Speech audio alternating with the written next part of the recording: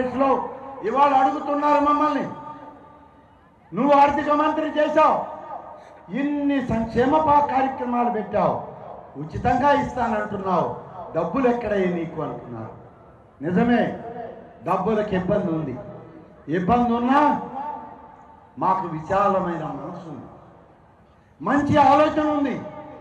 వచ్చే ప్రతి రూపాయి సక్రమమైన విధానంలో ఖర్చు చేసి పేద మధ్యతరగతి కుటుంబాల సంక్షేమానికి ఖర్చు పెట్టగలమనే ధీమా ఉంది. అంతేకాదు సోదర, కేంద్రంలో ఉన్న కాంగ్రెస్ ప్రభుత్వం చిరంజీవి గారు రాజ్యసభలో చేసిన ప్రసంగం మీద కొన్ని రాయితీలు 13 జిల్లాల ఆంధ్రప్రదేశ్కి ఇచ్చింది. అందులో 13, 14 విద్యా సంస్థల్ని, వైద్య సంస్థల్ని ఈ 13 జిల్లాల్లో పెట్టమని చెప్పడం జరిగింది. అందులో ఇవాళే వచ్చింది సమాచారం, నెల్లూరు జిల్లాలో మనం కళ్ళలో కూడా ఊహించలేదు. దుగ్గరాజపట్నం పోర్ట్ అయితే ఇప్పటికే 25,000 కోట్ల రూపాయలతో విభజన చట్టంలో పెట్టి తీసుకొచ్చారు చిరంజీవి గారు అని చెప్పి మనం చేస్తా ఉన్నాం. ఇప్పటికే ఉన్న కృష్ణపట్నం పోర్టు, దుగ్గరాజపట్నం పోర్టు వస్తే అది మన జిల్లాకే మకుటాయమానంగా ఉంటుందని చెప్పి మనం చేస్తున్నాం.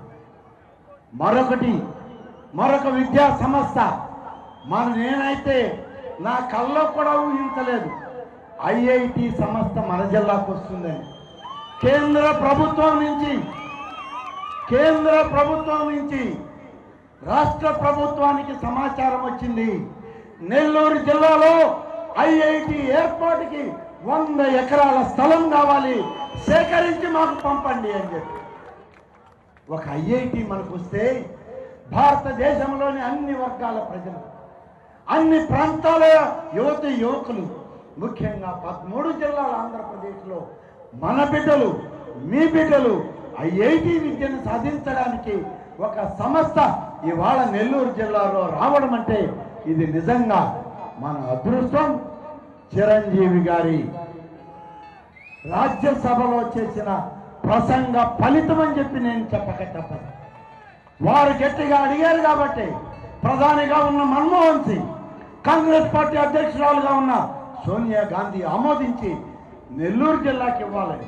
నెల్లూరు జిల్లాకి ఎందుకు ఇవ్వాలి, ఎవరి కోసం ఇవ్వాలి అని ఆలోచిస్తే రామనారాయణ రెడ్డి గారు, నేను కానీ, వివేకానంద రెడ్డి గారు కానీ చేసింది కాదు. చిరంజీవి గారి తల్లి పుట్టినిల్లు నెల్లూరు జిల్లా, చిరంజీవి గారి మాతృమూర్తిని ఈ నెల్లూరు జిల్లా.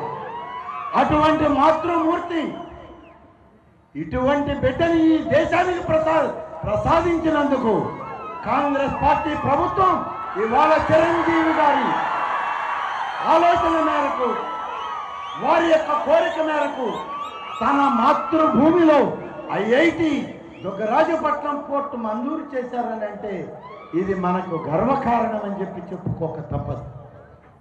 ఇన్ని విధాలుగా జరిగిన ఈ యొక్క కార్యక్రమం 7వ తారీఖుతో ముగిసిపోతుంది. వివేకానంద రెడ్డి గారు చెప్పారు, మళ్ళీ నేను చెప్పక్కర్లేదు. గమనించండి, 1978లో ఈ దేశంలో ఒక విప్లవాత్మకమైనటువంటి మార్పు వచ్చింది.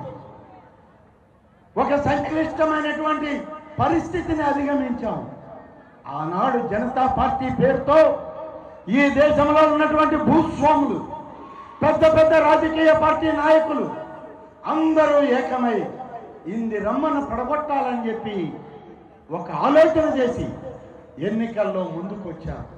మరి ఈ రాష్ట్రంలో ఇందిరమ్మను కనీసం తిరగనీయకూడదని చెప్పి రెడ్డి కాంగ్రెస్ అనేటువంటి ఒక పార్టీ ఈ రాష్ట్రంలో ఉన్నటువంటి పారిశ్రామికవేత్తలు, కోటీశ్వరులు, బడా పెట్టుబడిదారులు వచ్చి ఇందిరమ్మను రానియకుండా చేయండి అన్నారు. కానీ ఎన్నికల్లో ఏం జరిగింది?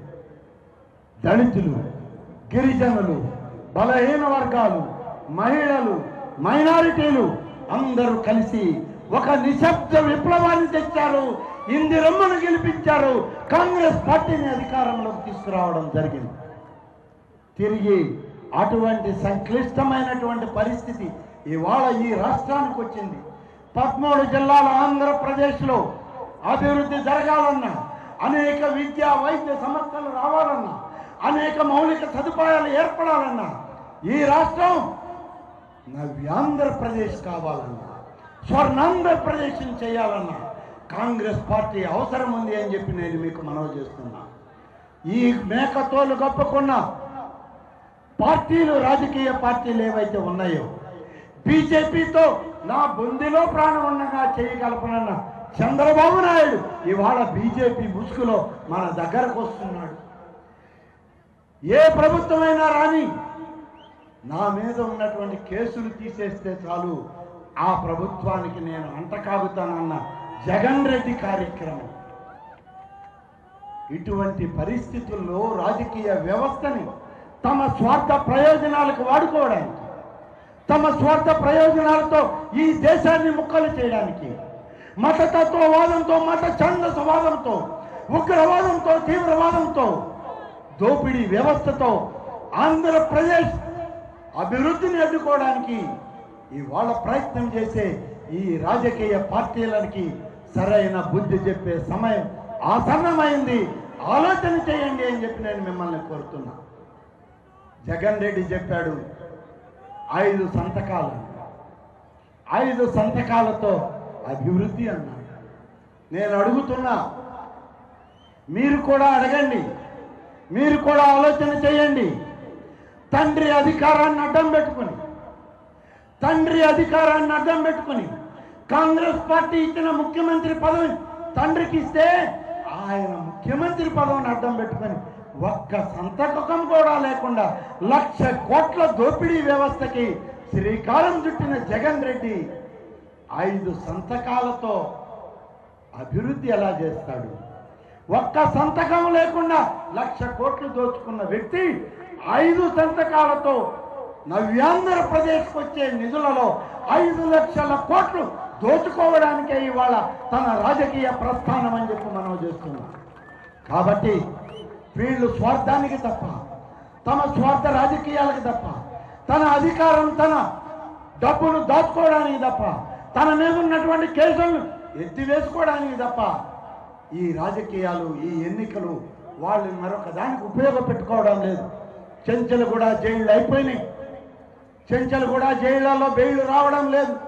చెంచల్గూడ జైలు నిండిపోయింది. అనేక మంది మంత్రులు జైళ్లలో ఉన్నారు, అనేక మంది అధికారులు జైళ్లలో ఉన్నారు. ఈయనతో పనిచేసిన వ్యాపారస్తులు, దోపిడీదారులు జైళ్లలో ఉన్నారు. చెంచల్గూడ జైలు అయిపోయి తిహార్ జైలుకి దగ్గరగా ఉన్నారు. తిహార్ జైలుకి దగ్గరగా పోయే పరిస్థితి ఉంది. ఈ మధ్య పత్రికల్లో చదివాం, ఈయన కుటుంబ సభ్యులు చేసిన దోపిడీకి తిహార్ జైలు కూడా చాలదంట, అమెరికా జైళ్లు రెడీగా ఉన్నాయని అంటున్నారు. ఇటువంటి వాళ్ళు ఈ దేశంలో పరిపాలకుల, వీళ్ళ మనల్ని పరిపాలించేది, వీళ్ళ మనల్ని అభివృద్ధి చేసేది, మనల్ని అభివృద్ధి పదాన్ని నడిపేది, వీళ్ళ మనకి సంక్షేమాన్ని అందించేది. గమనించండి అని చెప్పి నేను మిమ్మల్ని కోరుతూ, ఇవాళ కాంగ్రెస్ పార్టీ పేద మధ్య తరగతి ప్రజలకు అందుబాటులో ఉండేదానికి అందరం కలిసి ఒకటిగా నడుస్తున్నాం. అందరం కలిసి కాంగ్రెస్ పార్టీ అభ్యర్థులుగా మేము ముందుకు వచ్చాం. గడిచిన 5 సంవత్సరాలు కాంగ్రెస్ ప్రభుత్వంలో ఈ జిల్లా సమగ్ర అభివృద్ధికే పనిచేశాను. ఈ జిల్లాని అభివృద్ధి పదాన్ని నడిపించాలని తాపత్రయపడ్డాను, తపన పడ్డాను. ఒక శ్రామికుడిగా, మీ వాడిగా, మీ బిడ్డగా పనిచేశాను. ఇవాళ అనేక రాజకీయ పార్టీలు, కోటీశ్వరులు వచ్చారు, కోట్లకు పడగలెత్తిన వాళ్ళు వచ్చారు, పెద్ద పెద్ద పారిశ్రామికవేత్తలు వచ్చారు, గోవా బీచ్లో పడవల్లో తిరిగే వాళ్ళు వచ్చారు. ఆ ఓడల్లో ఉన్నవాళ్ళు మనం మురికి వాడల్లో ఉన్న పేదల్ని ఎప్పుడు చూస్తారో నాకైతే తెలియదు. అటువంటి వాళ్ళు వచ్చి కోట్ల ధనాన్ని కుమ్మరిస్తూ ఇవాళ కాంగ్రెస్ను ఓడించమంటున్నారు. ఎందుకు కాంగ్రెస్ను ఓడించాలో ఒక్కసారి ఆలోచించండి. 26 లక్షల మంది యువతి యువకులకు 4,000 కోట్ల రూపాయలు ఫీజు రియంబర్స్మెంట్ ఇచ్చిన దానికి కాంగ్రెస్ను ఓడిద్దాము. 2,25,00,000 ప్రజలకి తెల్ల రేషన్ కార్డులు ఇచ్చి, రూపాయి కిలో బియ్యం ఇచ్చి వాళ్ళకి ఇందిరమ్మ పథకాన్ని అమలు చేసిన దానికి మమ్మల్ని ఓడిస్తారా? 72 లక్షల మందికి ఈ రాష్ట్రంలో పెన్షన్ సౌకర్యం ఇచ్చిన మాకు ఇవాళ మమ్మల్ని ఓడించాలన్నా? ఇందిరమ్మ కార్యక్రమంలో ప్రతి పేద మధ్య తరగతి